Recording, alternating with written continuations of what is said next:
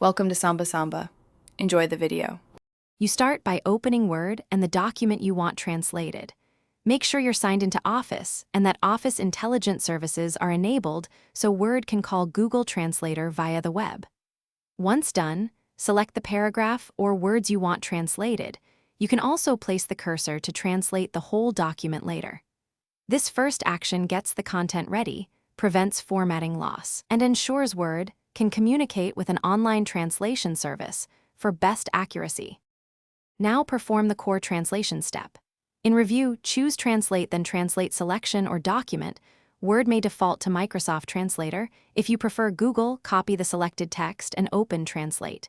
Google, in your browser. Paste the text, set the target language, and review the instant result. Use the side-by-side view to compare original and translation. Once satisfied, copy the translated text back into Word. Make sure to retain formatting and check idiomatic phrases manually.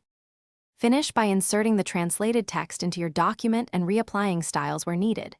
Use Paste Special or keep text only to avoid unwanted formatting.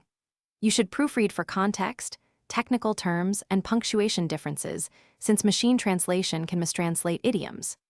If you encounter errors, make sure your internet is stable, disable browser extensions blocking scripts, and try another browser or the Google Translate mobile app. That troubleshooting tip quickly resolves most connectivity or script blocking.